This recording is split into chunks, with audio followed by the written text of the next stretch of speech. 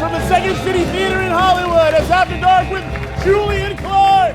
Brought to you by Spreaker, Adult FM, and Golden Road Brewing. Special guest tonight from Boston's Bordertown and Comedy Central's Reno 911, Carlos Alazraqui. With music from the infamous Maureen and the Mercury 5. Dangerous. My name's Cash, I'm Monologue, and together with your host, we make a hell of a combo. Ladies and gentlemen, put your hands together for Julian Clark!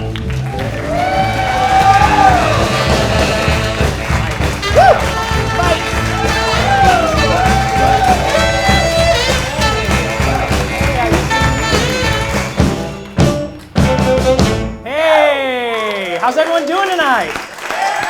All right. Welcome to After Dark. I'm Walter Mondale. I'm kidding with you. Julian Clark. Welcome. Another round of applause to Cash. Maureen and the Mercury 5.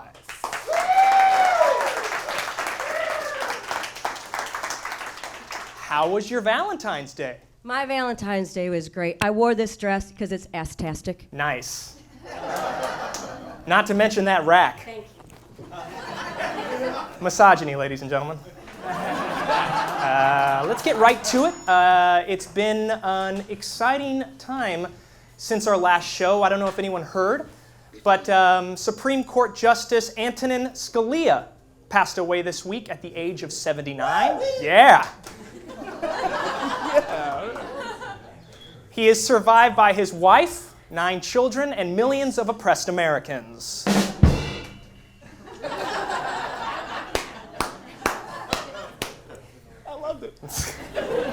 A Wisconsin couple allowed their 9-year-old daughter to drive them and their 11-month-old baby home from Chuck E. Cheese because they were too drunk to drive themselves. America.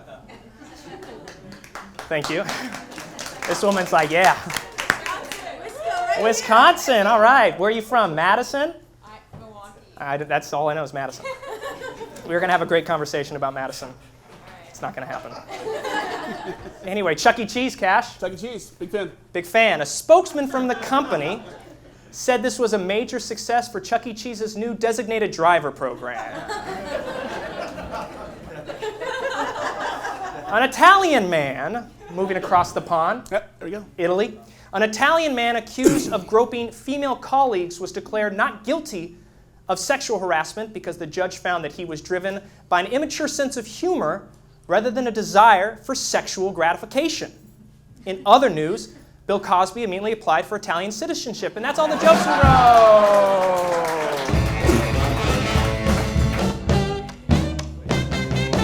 All right.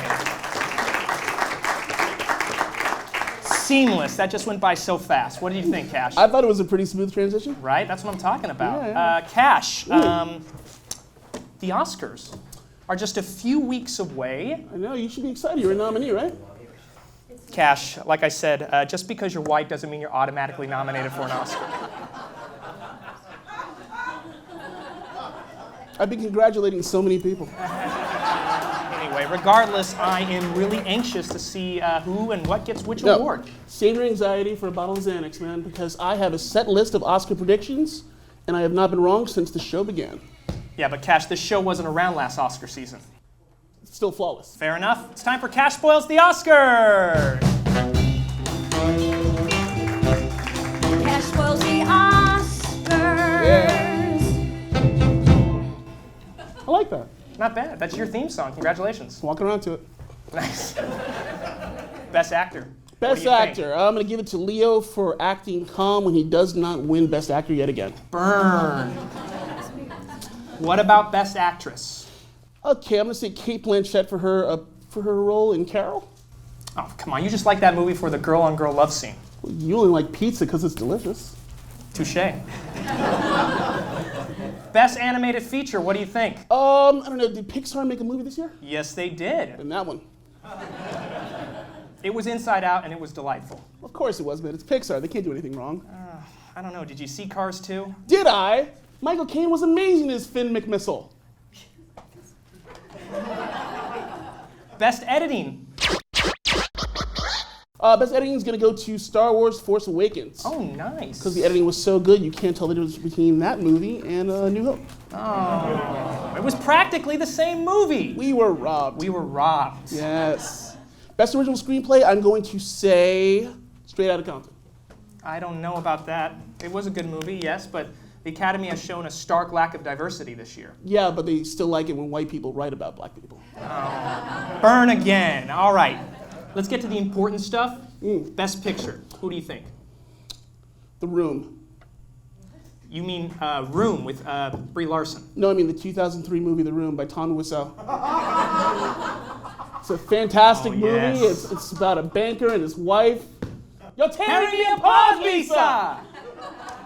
That's Cash Boyle's The Oscar! It's a good movie. Cash Boyle's The Oscar.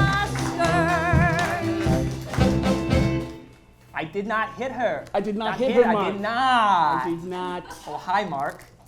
You're my best customer. You're my best customer. Hi, doggy. Hi, doggy. You guys gotta watch. I'm sure everyone's watched The Room, but it's genius. Oh, it's a great movie. Cash, I'm sure you've heard of Tinder. Yeah, I've heard of it. I just think you should get yourself out there. You're a good-looking guy. You think so? Yeah. I'll give it a shot. Okay. But have you heard that there is a new app coming out called Thrinder? It is Tinder for threesomes. I don't see anything wrong with that. Someone in the audience is just like, oh my God. Where is this? Oh shit.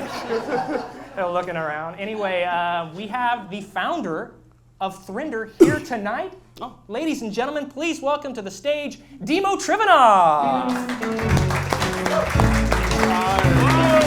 Hello, Julian. It is great to be here. Yay! Mwah, mwah, mwah. Thank you. Excuse me. I see you brought some business associates with you onto the show. These are people I actually matched with on the app Thrinder just 5 minutes ago outside the theater. Hi there, skinny boy. Thank you. I'm sorry, you brought these people in from Hollywood Boulevard to participate in this interview? Yes, I found them on the app. Ta-da! It works. Okay, Demo, I gotta ask, what would make you want to create an app for threesomes? Oh, my thought process was very intricate one. First, I asked myself, why not? Okay. That was all. I could not answer the question. Demo does not know why not, so Demo does. But Thrinder is an excellent tool, let me tell you. It eliminates the awkwardness of approaching a stranger in person and telling them to their face, my heart, in my loins, in my soul burn for you, but you are not enough. Thrinder is a liberating experience. At the office, I'm just Philip, but on Thrinder, I'm Meow Meow 69. Yes, you are. I didn't ask. So. Because I'm a curious little kitty. Very, very curious. There's no universe in which I would need to know that information. My screen name is Lady Treasure Chest because in this bag, I keep a trophy from each one of my sexual conquests. I'm like a decorator crab. It's terrifying. So I gotta ask, don't you think it's a little dangerous, Demo, to create an app where people meet up anonymously for group sex? Julian, don't be so judgmental. You're such a prude. With Tinder, the risk is the person you meet, they might be a murderer. Yes? With Thrinder, only difference is there may be two murderers. So what? We're all going to die. At least with Thrinder, you truly will have lived. I guess that's sort of an answer. This voodoo doll was from a Thrinder date I had last month. I've also collected a Furby, Flintstones, vitamins, and a portrait of Benicio del Toro made entirely out of macaroni. Who did you sleep with that had a macaroni portrait of Benicio del Toro? Benicio del Toro. I only play with yarn. Meow. Okay, you know what? Don't you just think it's weird? I mean, don't you think it's a little inappropriate? I mean, isn't this a little out of hand? Isn't this too much? What? This is living life. Look at us. We are happy as clams, or the decorator crab, whatever you want to call it. I'm just saying it's terrifying, frankly. Well, to each his own. I say we live our life as we want to live, and if you want to join us and have potentially terrifying... Are you planning on having sex with these people tonight? No, I am not planning on it. Thank God. We already did backstage. The couch in your green room completely ruined. You need a new You will wall. need a new, yes. I'll crawl up on your head like a puffy little hat. Or eat tuna off your pecs. All right, you know what? Get out of here. Deo Trivena, everyone. Thank you. See you on the app. See you on the Waiting app. in your car. Okay, man. That's my mug.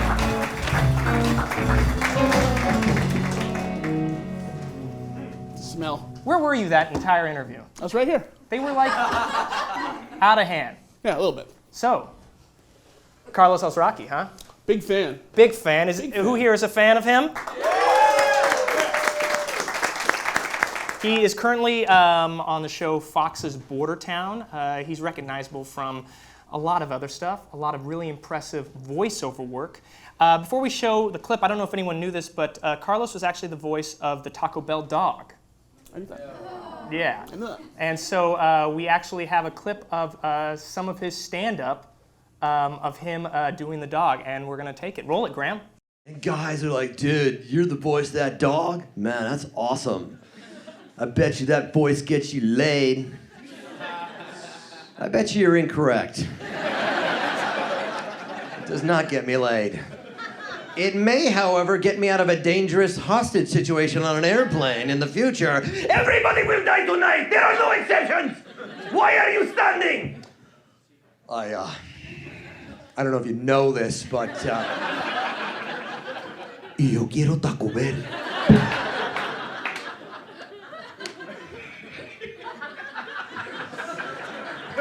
No freaking way, that's you? Oh man. You swear to Allah, you're not pulling leg, right? No, hold on 1 second. No, hold on. He's a Taco Bell guy. He's sitting in coach. You don't sit in coach. You right up here. You get up. Move. Sit right down, my friend. Here, take my camera. Get a shot of us together. Here, you take my machine gun and you shoot at me. Get a video. Put on video. I'm being shot by the Taco Bell dog. Ladies and gentlemen, Carlos Alazraqui!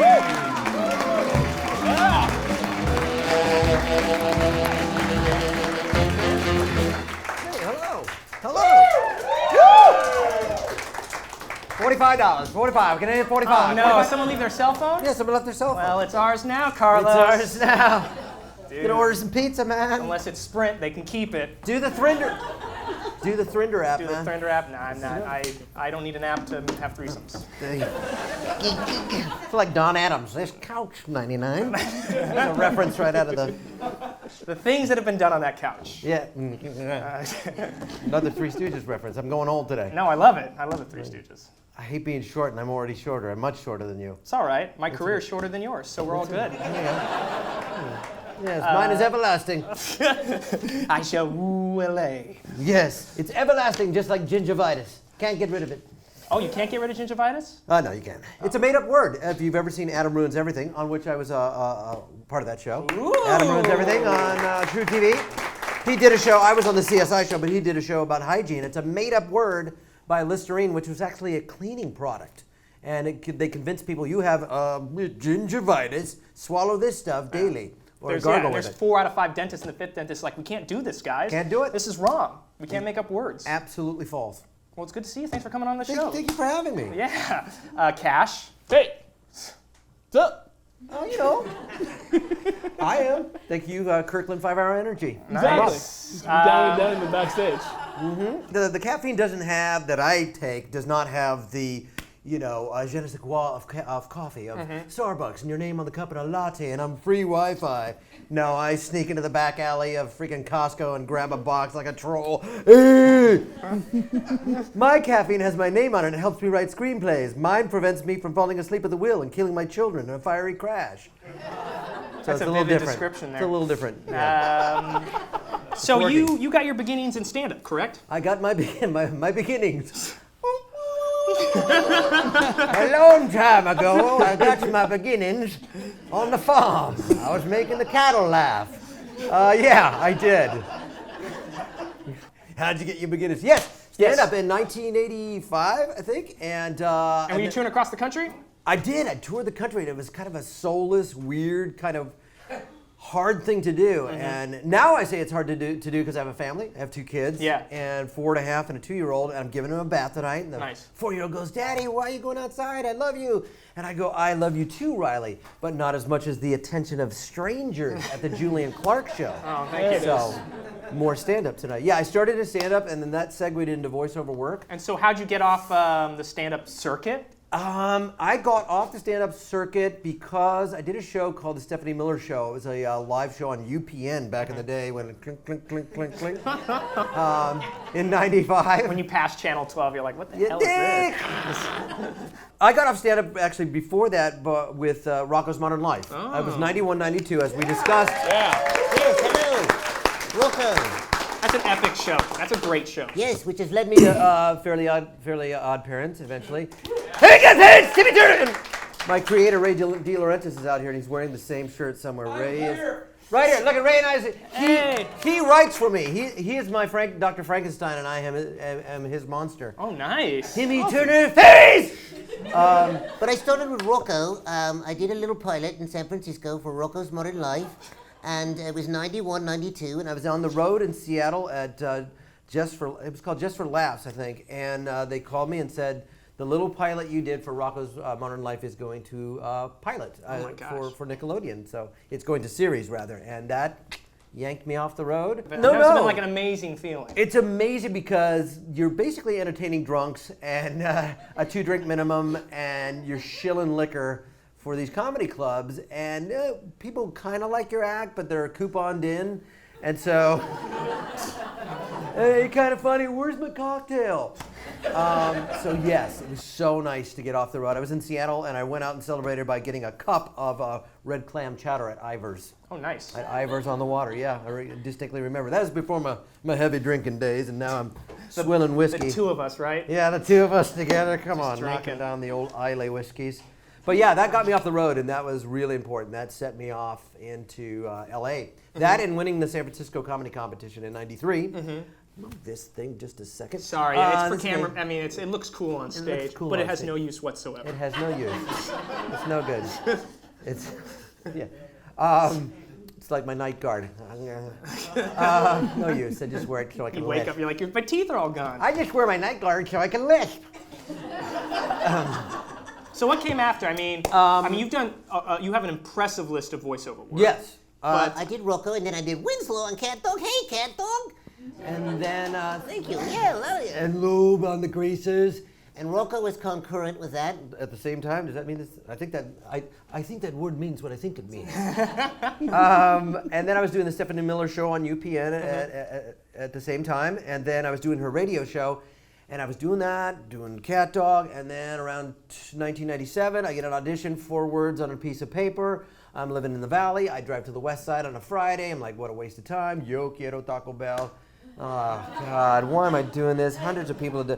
Yo quiero ta- And Terry Berland says, use your own voice. I'm sick of hearing the Speedy Gonzalez thing. So I said, Yo quiero Taco Bell. And then she said, say it a little deeper. Yo quiero Taco Bell. What a waste of time, stupid voiceover. I hate my life. And Little did you know. Little did I know, I was know. not ever Homer Simpson like Dan Castellaneta is.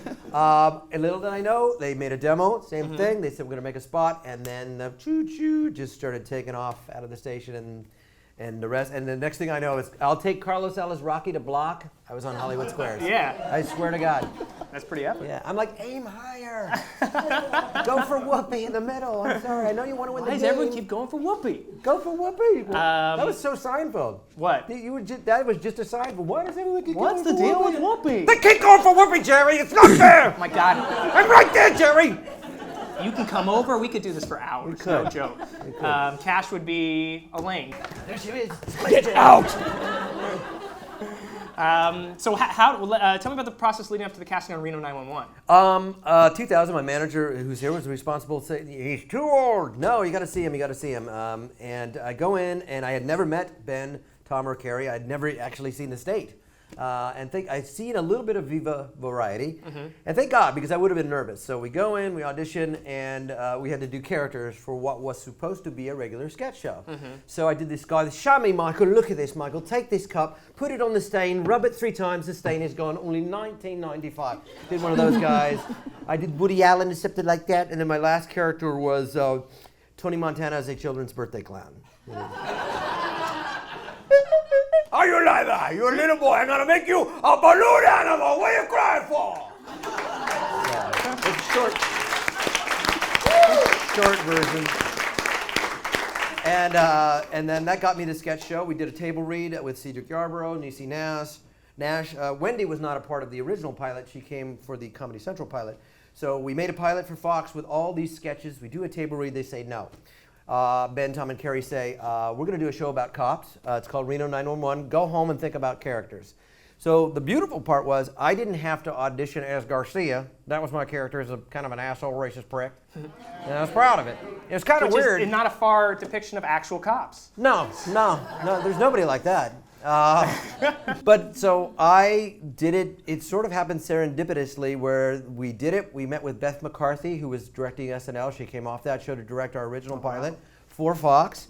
And they partnered me with Cedric Yarborough right away. They just said, you're going to be with Cedric because you're an asshole racist prick, and he's a black gentleman. And they turned the camera on. They say, drive around, make stuff up. Because at that time, we didn't have themes. So he turns on Usher on the radio, and the first thing out of my mouth is, we're going to have to listen to that jungle music.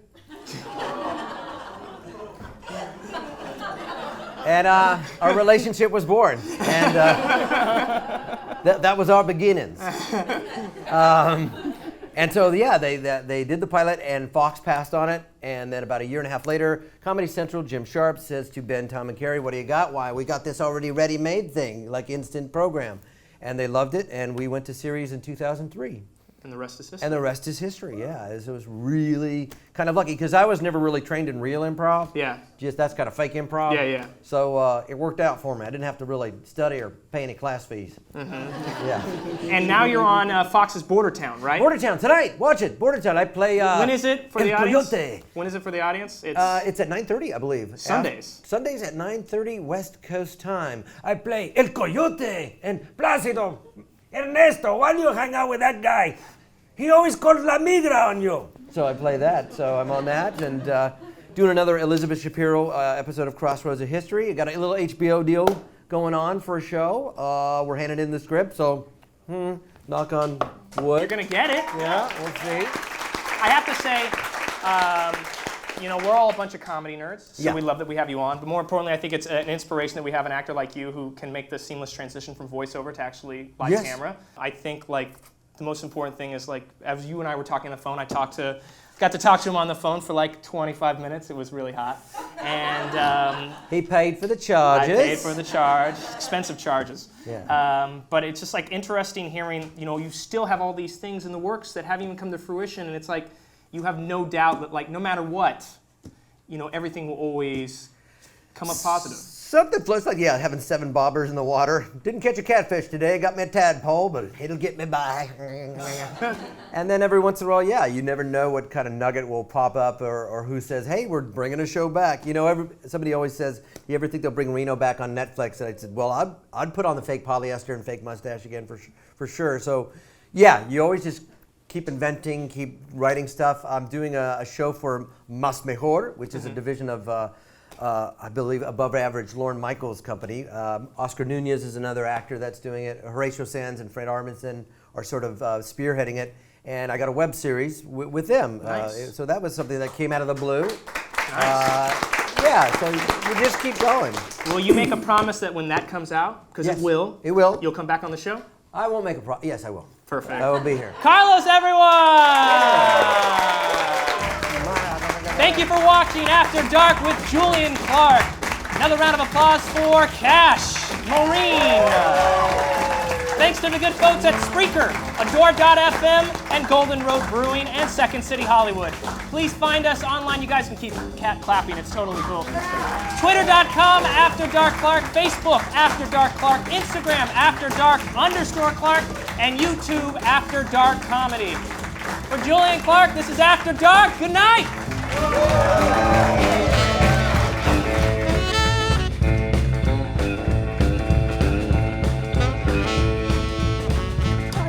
remember when I dreamed you were the one.